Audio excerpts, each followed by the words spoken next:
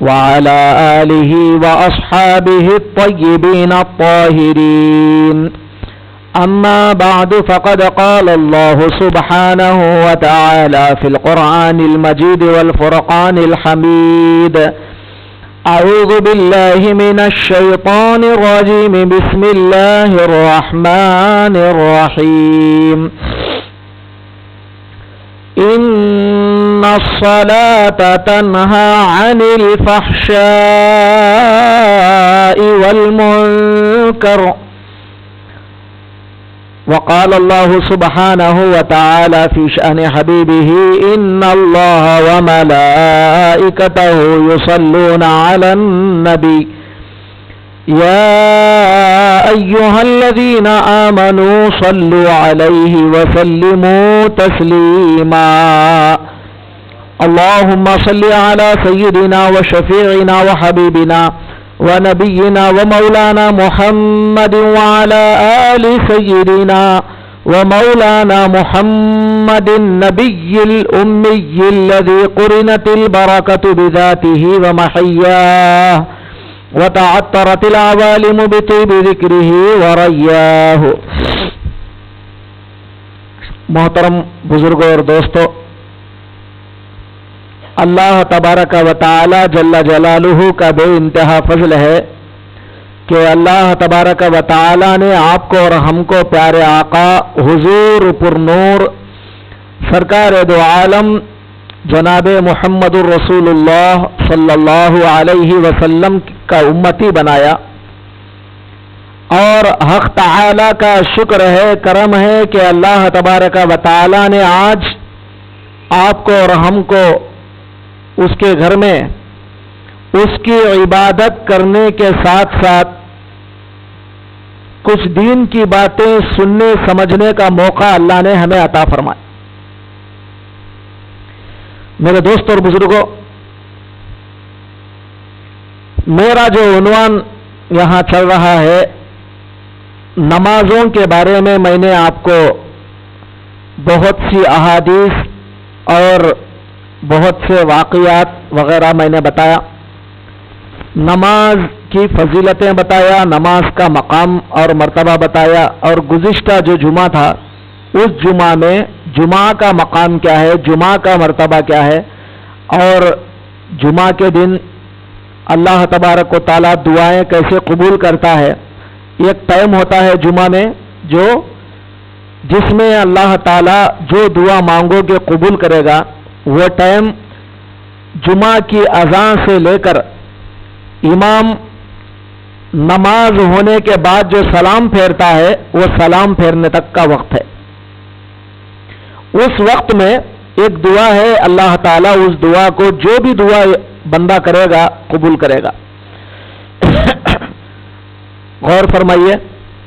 تو گزشتہ مہینے آپ کو جمعہ کے فضائل اور جمعہ کے بارے میں آپ کو بتایا تھا. آج انشاءاللہ تعالی ہم گفتگو کریں گے نماز فجر کے بارے میں، کیونکہ میں ایک ایک نماز کے بارے میں الگ الگ میں آپ کو بتا رہا ہوں، اور نماز کی فضیلتیں بتانے کے بعد پھر نماز کا طریقہ کیا ہے، نماز کس طرح پڑھنا چاہیے، وہ گفتگو بعد میں ہوگی.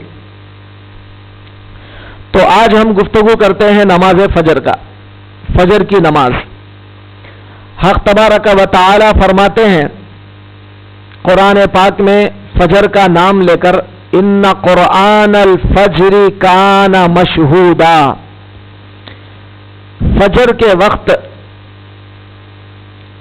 اگر تم قرآن پڑھو گے تو زیادہ بہترین وقت ہے فجر کا، اس لیے کہ وہ وقت فرشتوں کے حاضر ہونے کا ٹائم ہے. اللہ تعالیٰ کے پاس سے فرشتے دنیا میں حاضر رہتے ہیں، اور وہ فرشتوں کے حاضر ہونے کا وقت ہے فجر کا وقت. تو اب میں ایک ایک جو نماز کی فضیلت بتاتے آ رہا ہوں، اس میں سے آج میرا عنوان ہے فجر کی نماز. سرکار دو عالم صلی اللہ علیہ وسلم نے فجر کی نماز کے بارے میں جو احادیث بیان فرمائے ہیں، وہ سارے احادیث اگر آپ سنیں گے تو میں سمجھتا ہوں کہ کوئی بھی ایسا بندہ نہیں ہوگا جو فجر کی نماز کو ناغا کرے گا. اور ویسے آپ کوئی بھی نماز کو ناغا نہیں کرنا چاہیے. 5 وقت کی نمازیں فرض ہیں. 5 وقت کی نمازوں کو اللہ نے فرض کر دیا ہے. ایسا نہیں کہ صرف 2 ٹائم کی یا 3 ٹائم کی یا 1 وقت کی نماز کو فرض کیا، بلکہ 5 نمازیں فرض ہیں. ان کا مقام اپنی جگہ برحق ہے. لیکن فجر کی نماز کا جو معاملہ ہوتا ہے، بندہ اس وقت خاص کر کے نیند کے غلبے میں ہوتا ہے، کیونکہ وہ اس عالم میں نہیں ہوتا. بقیہ 4 جو نمازیں ہیں وہ نمازوں میں ایسا نہیں ہوتا. ظہر کی نماز میں تو بندہ جاگتے رہتا ہے. عصر کی نماز میں بندہ کام و کاج میں رہتا ہے. اور مغرب کی نماز ابھی تو اس کے سونے کا ٹائم نہیں ہوتا، بلکہ وہ ابھی جاگتا رہتا ہے. عشاء کا ٹائم پھر بھی کچھ لوگ اس وقت میں سو جاتے ہیں. گاؤں کے اندر پرانے زمانے میں، پہلے زمانے سے ہم سنتے آتے تھے کہ کفار مکہ بھی جیسے ہی سورج غروب ہو جاتا وہ لوگ سو جاتے، اور جیسے ہی سورج طلوع ہو جاتا وہ لوگ اٹھ جاتے. اور آج بھی بعض گاؤں میں ہم نے سنا بھی ہے اور ہمارے بچپن میں ہم نے دیکھا بھی ہے کہ عصر کی نماز ختم نہیں ہوتی، لوگ کھانا کھا لیتے شام کا. اس کے بعد خیر نمازوں کا تو ان کو خیال نہیں ہوتا، لیکن جیسے ہی سورج غروب ہوتا تو وہ زمانہ چراغوں کا زمانہ ہوتا. چونکہ آج اس زمانے کی طرح کوئی کرنٹ وغیرہ، بجلی، سمجھے، یہ لائٹ وغیرہ نہیں ہوتی، تو صرف ایک چراغ لگے رہتے، اور اسی چراغ کے اندر چونکہ وہ لوگ جلد بازی کے اندر چراغ لگا لیتے اور فوراً کھانا وغیرہ کھا لے کے مغرب ختم نہیں ہوتی وہ لوگ سو جاتے، اور صبح وہ لوگ اٹھتے پھر اپنے کاموں میں چلے جاتے. ایک زمانے سے یہی طریقہ چلا آ رہا تھا. لیکن اب آج کل کیا ہو رہا ہے، الٹا معاملہ چل رہا ہے، پورا الٹا. 10 بجے پہلے تو مغرب میں سوتے تھے، بعد میں عشاء ہوا، اس کے بعد رات 9، 10، 11، 12، 1، بعض گھروں میں تو 1 بجے تک بھی لوگ جاگتے رہتے ہیں. اب ہمارے وجے واڑے میں ایک نئی شیطانیت یہ شروع ہوئی کہ رات میں 2 بجے بھی اگر آپ باہر سے آئے تو چیلے پکا کے کھا رہے ہیں لوگ روڈوں پہ. تو معلوم ہوا یہ کیا فیشن ہے، یہ کون سا نیا طریقہ ہے، یہ کون سا رجحان ہے، سمجھ میں نہیں آتا. تو گویا ہم نے سنا تھا پہلے، احادیث میں پڑھا تھا کہ شیطان جاگتے رہتا ہے، اسے کبھی نیند نہیں آتی، کیونکہ وہ تو جاگتے رہتا ہے بندوں کو بہکانے کے لیے. اب وہ اپنے چیلوں کو بھی جگاتے رہتا ہے، کیونکہ اس کا مقصد ہے نماز تو ختم ہی کر دینا ہے، نماز کا تو سوال ہی پیدا نہیں ہوتا. تو ماڈرنٹی ایسی بنا دیا کہ رات میں 2، 3 بجے تک جاگا کرو اور صبح 11، 12 بجے تک سویا کرو. تو ایک نیا دور آج ہم دیکھ رہے ہیں. لیکن حقیقت یہ اسلام آپ کو یہ سکھاتا ہے. قرآن پاک میں اللہ تبارک و تعالی سورہ سجدہ میں ایک آیت اللہ تعالیٰ فرماتا ہے، تتجافى جنوبهم عن المضاجع يدعون ربهم خوفا وطمعا. میرے بندے ایسے ہوتے ہیں، ایمان والے بندے، نیک بندے ایسے ہوتے ہیں کہ راتوں میں ان کے پہلو ان کے بستروں سے الگ ہو جاتے ہیں، یعنی ان کے بازو، ان کے کمر، ان کے پیٹھ ان کے بستروں سے الگ ہو جاتے ہیں، اور راتوں میں اٹھ کر کیا کرتے ہیں، یدعون ربہم، راتوں میں اٹھ کر اپنے مولا سے دعائیں کرتے ہیں. 4 بجے کا وقت ہوتا ہے، 3 بجے کا وقت ہوتا ہے، 4:30 بجے کا وقت ہوتا ہے، صبح ابھی نہیں ہوتی، مگر راتوں میں اٹھ کر وہ نیک بندے اللہ تبارک و تعالیٰ کو راضی کرنے کے لیے استغفار کر کے اپنے گناہوں کی مغفرت مانگتے روتے ہیں. اور اللہ تعالیٰ کو کتنا اچھا دکھتا ہے وہ منظر کہ ساری دنیا غفلت میں سو رہی ہے اور یہ ایک اللہ کا بندہ اٹھ کر اپنے گناہوں کو یاد کر کے رو رہا ہے. اللہ کو وہ منظر بڑا پسند آتا ہے. احادیث میں اس بندے کی اللہ نے بڑی تعریف فرمائی جو بندہ راتوں میں اٹھ کر رو رو کر اپنے مولا کو یاد کرتا ہو. تو آپ غور فرمائے, اللہ تبارک و تعالیٰ کو جلد سو جانا اور صبح صبح جلد اٹھنا اللہ کو پسند ہے. آپ پورے احادیث کا مطالعہ کرو, کہیں بھی کوئی حدیث میں آپ کو یہ نہیں ملے گا کہ صبح سورج نکلنے کے بعد بھی آرام سے 8 بجے تک سوتے رہو. کوئی حدیث میں آپ کو یہ بات نہیں ملے گی, بلکہ تمام احادیث کا مجموعہ اگر آپ تلاش کریں گے تو آپ کو اسی بات کا پتہ لگے گا کہ اللہ والے لوگ, نیک لوگ راتوں میں اٹھ کر کبھی اگر موقع ملا تو تہجد پڑھ لیا, 2 رکعت یا 4 رکعت یا 8 رکعت. تہجد کی نماز اب آپ کی مرضی پر اللہ نے چھوڑ دیا ہے, کوئی جبر نہیں کیا آپ پر, زبردستی نہیں کیا کہ اتنے رکعت پڑھو. اگر آپ کے پاس ٹائم ہے تو 8 رکعت نمازیں ادا کرو, تہجد کی 8 رکعت. اگر آپ کے پاس وقت نہیں ہے کم سے کم 4 رکعت تو ادا کر لو. اگر وہ بھی وقت نہیں ہے, بالکل ٹائم قریب آ رہا ہے اذان کا, تو اذان سے 10 یا 15 منٹ پہلے بھی آپ تہجد کی نماز پڑھ سکتے ہیں. تو کم سے کم 2 رکعت تو کم سے کم ادا کر لیا کرو, اور اس کے بعد دعاؤں میں لگ جاؤ. اللہ تعالیٰ کو یاد کرتے رہو کہ مولا میرے گناہوں کی مغفرت فرما, مولا میں بڑا گنہگار ہوں اور دنیا میں میرے اتنا گنہگار کوئی بھی نہیں ہے تیرے بندوں میں. تو ہر آدمی اپنے آپ کو یہی سمجھ لے اور اللہ کے سامنے عاجزی انکساری کرے. اللہ کو بڑا پسند آتا ہے یہ منظر, اللہ تعالیٰ ہمیشہ بندوں سے یہ منظر دیکھنا چاہتا ہے. اب اس کے بعد اللہ تبارک و تعالیٰ ان بندوں کی تعریف کرتا ہے جو بندے فجر کی نماز کو مسجد کو جاتے ہیں. اب ایک حدیث پاک شروع میں اب آپ کو سنا رہا ہوں, درود پاک پڑھیں. اللہم صلی علی سیدنا مولانا محمد وعلی آلہ واصحابہ وبارک وسلم. سرکار دو عالم صلی اللہ علیہ وسلم نے فرمایا, من صلی الصبح,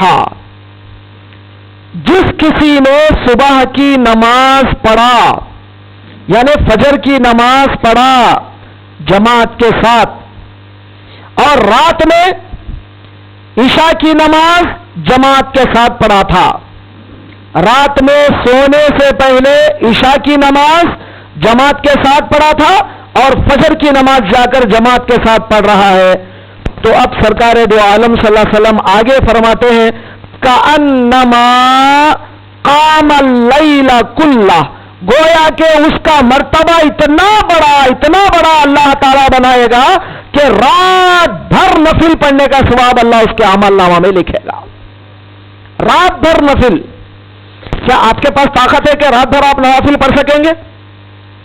کیا ہم لوگ اتنے طاقتور ہیں کہ رات بھر ہم کو نماز پڑھنے کی توفیق اللہ دے, یا ہم کھڑ سکیں گے رات بھر؟ ہم نے سنا کہ امام اعظم ابو حنیفہ رحمت اللہ علیہ رات بھر کھڑے ہو کر عشاء کے وضو سے فجر کی نماز تک ایک قرآن ختم کیا کرتے تھے. حضرت غوث اعظم دستگیر علیہ الرحمہ رات میں عشاء کی نماز سے لے کر فجر کی نماز تک ایک قرآن مجید مکمل ادا کیا کرتے تھے, 2 رکعت نماز کے اندر. کیا آج ہمارے پاس اتنی طاقت ہے؟ مگر سرکار دو عالم کو یہ معلوم تھا, اللہ تعالیٰ جانتا تھا ان تمام باتوں کو.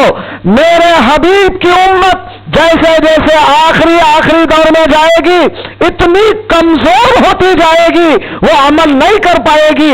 اللہ تبارک و تعالیٰ نے اب وہ مرتبہ کسی کو عطا کرانا ہو تو فرما دیا, بندے گھبرا مت, رات میں جماعت کے ساتھ عشاء کی نماز پڑھ لے اور فجر کی نماز جماعت کے ساتھ پڑھ لے, رات بھر نفل پڑھنے کا ثواب میں تجھے عطا کر دوں گا.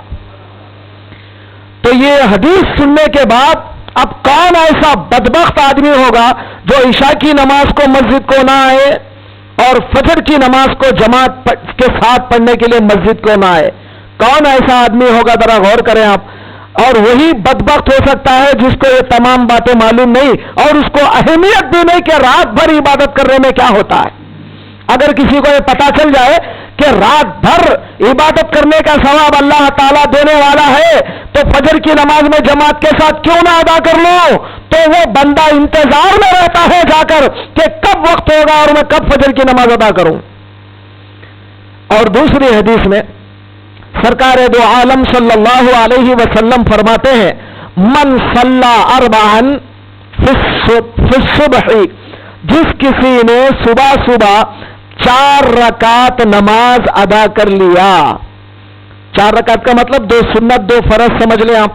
تو یہ 4 رکعت نماز اگر کسی نے ادا کر لیا تو یکفی اللہ تبارک و تعالی اس کے لیے پورا دن اب اس کے لیے اللہ کافی ہو جائے گا.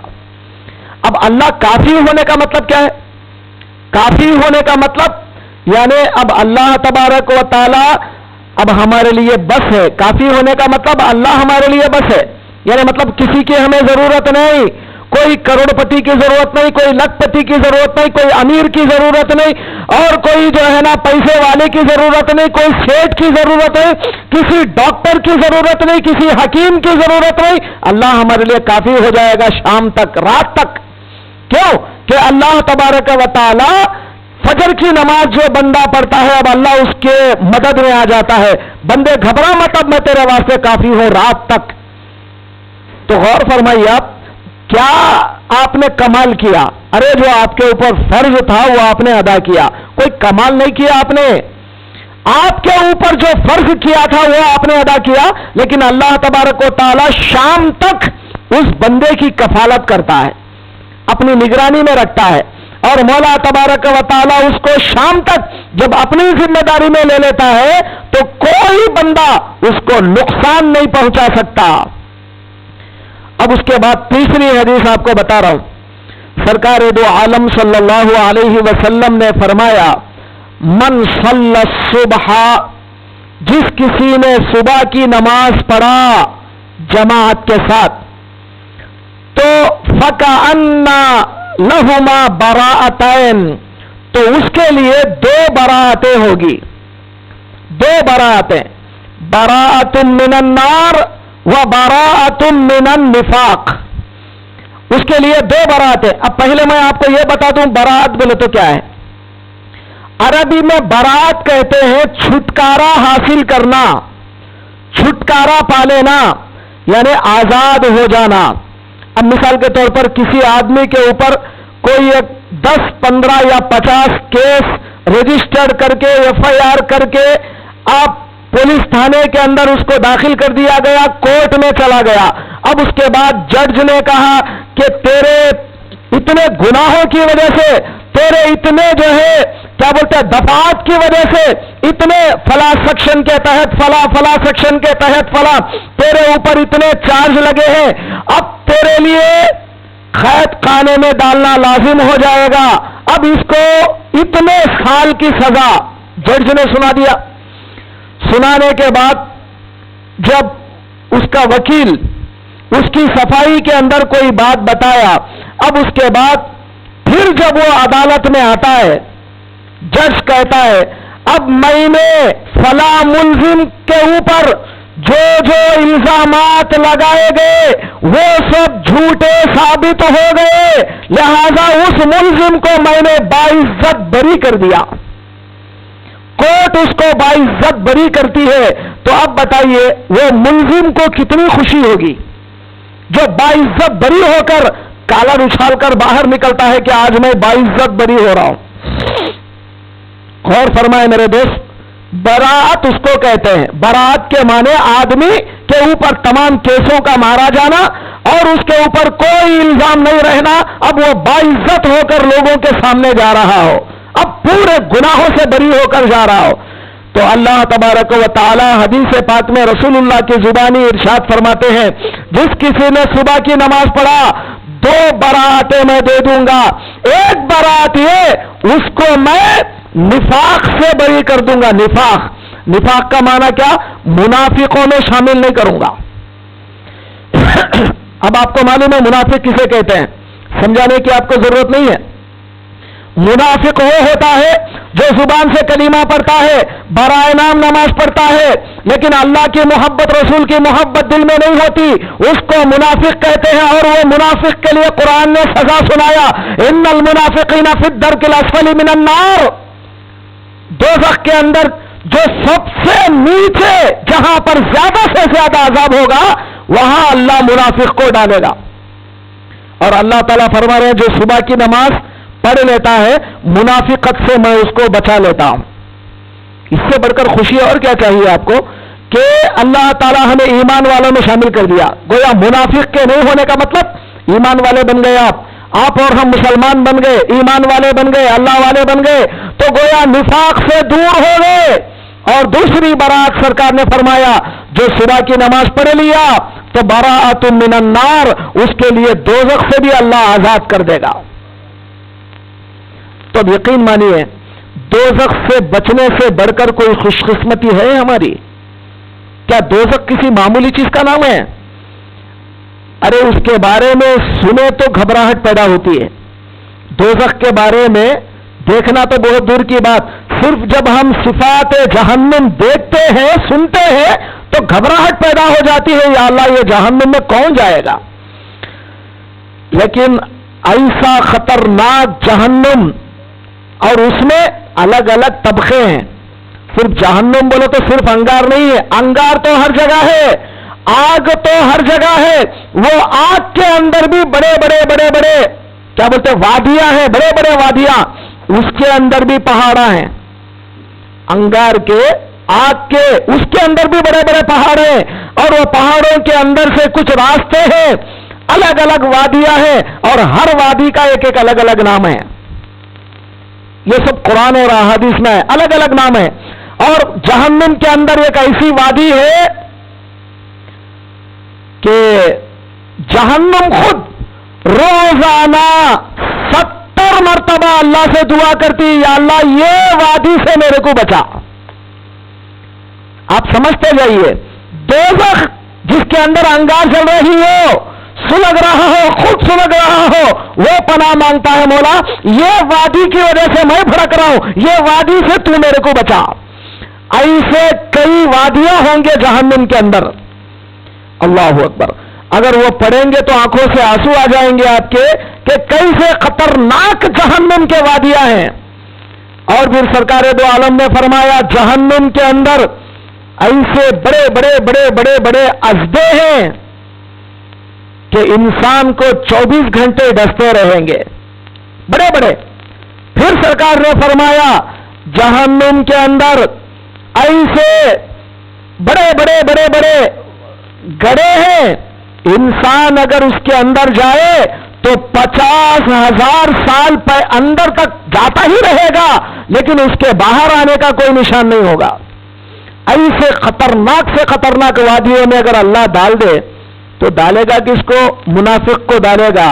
تو اللہ تعالیٰ فرماتے ہیں جو فجر کی نماز جماعت کے ساتھ پڑھ لیا اس خطرناک دہکتی ہوئی جہنم سے میں اس کو بچا لوں گا.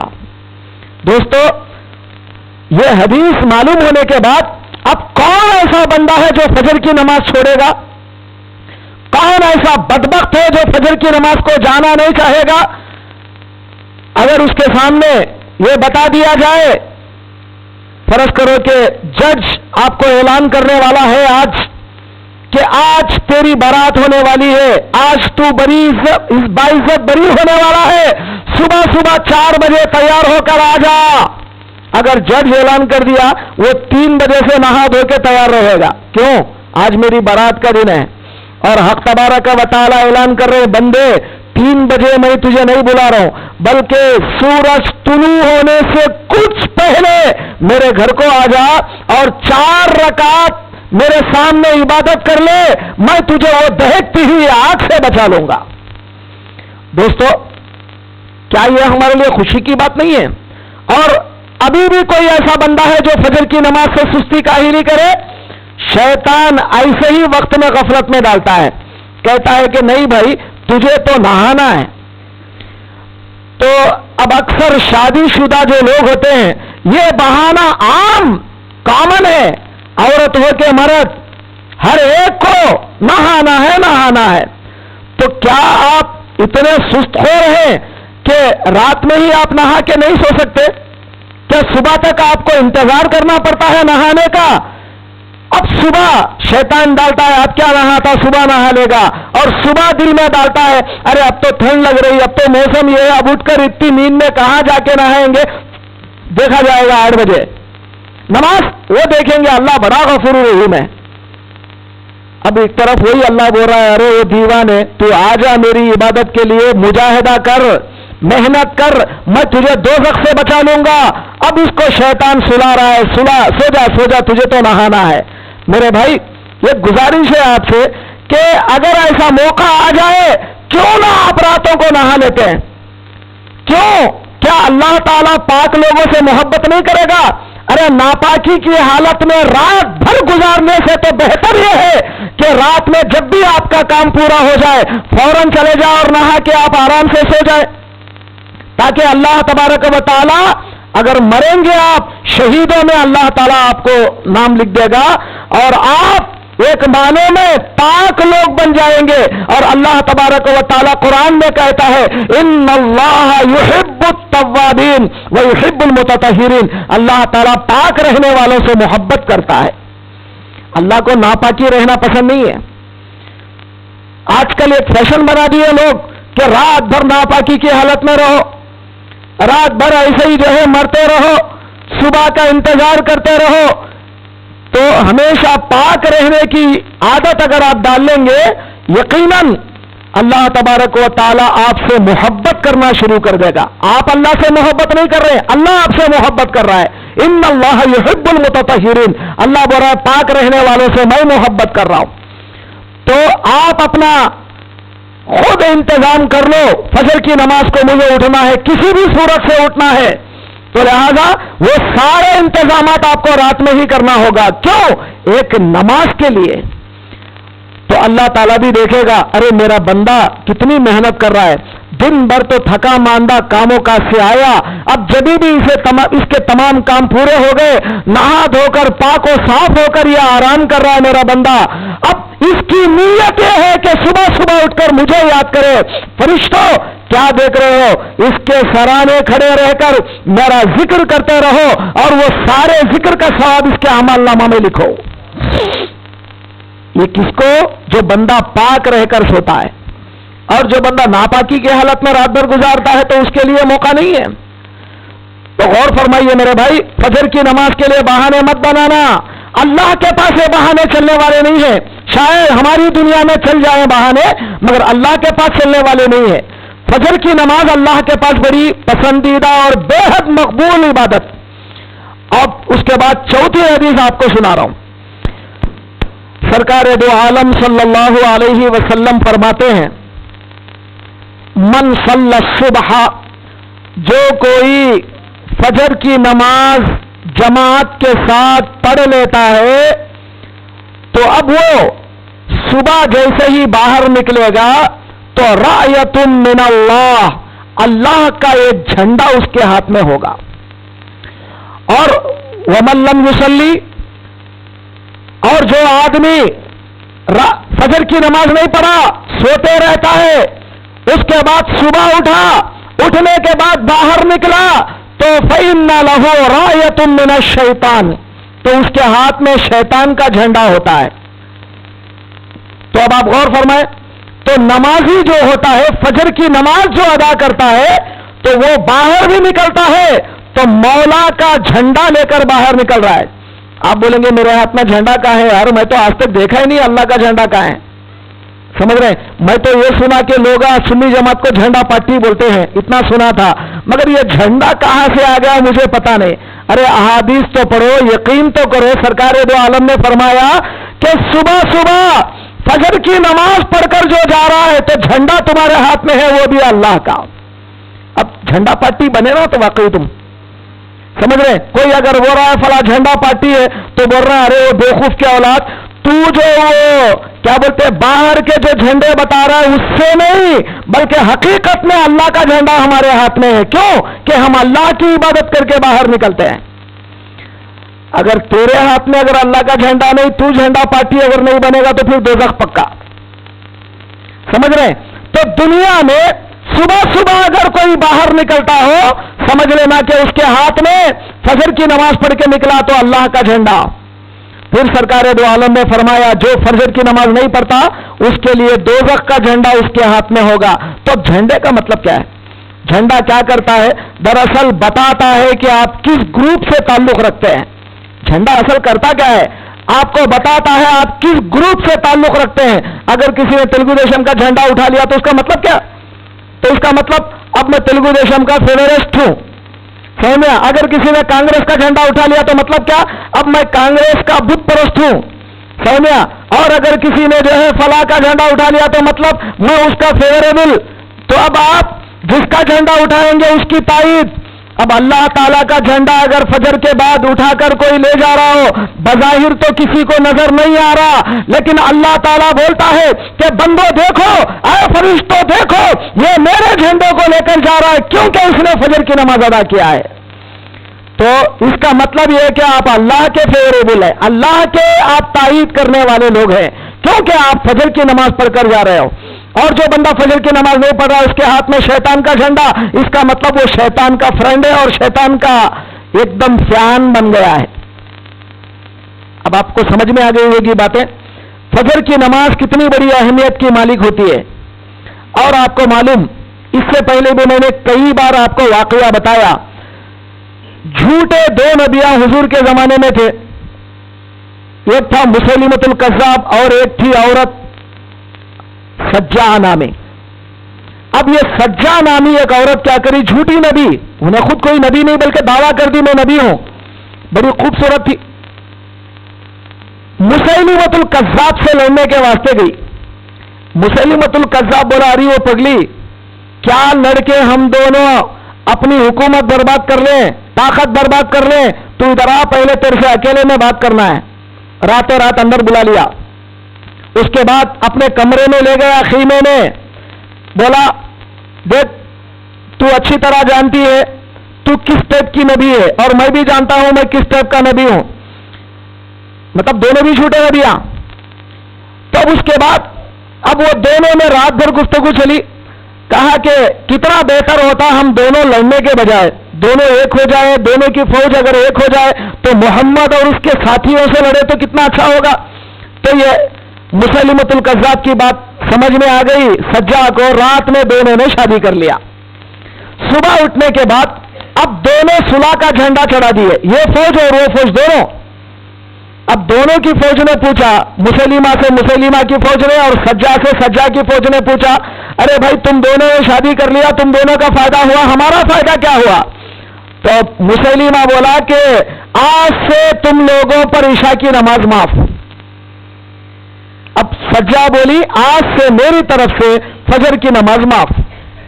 اب دونوں امتیوں کو تحفہ مل رہا ہے، فجر کی نماز ایک معاف کر رہی، یہ جو ہے عشاء کی نماز معاف کر رہا ہے۔ اب دونوں امتیاں بولے اس سے بڑھ کر خوشی اور کیا ہے، سمجھ گئے؟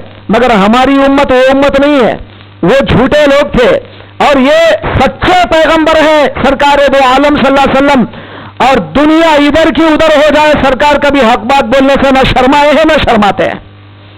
جی سرکار دو عالم صلی اللہ علیہ وسلم نے فرمایا فجر کی نماز اور عشاء کی نماز یہ دونوں منافق کے لیے بہت بھاری گزرتے ہیں، منافق کے لیے بہت بھاری پڑ جاتے ہیں۔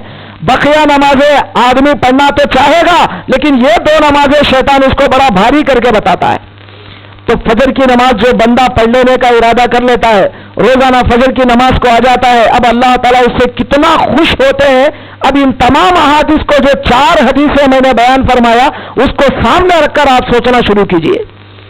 پھر اس کے بعد سرکار دو عالم صلی اللہ علیہ وسلم نے فرمایا فجر کی نماز کے وقت میں فرشتوں کے ڈیوٹیاں چینج کرنے کا ٹائم ہوتا ہے۔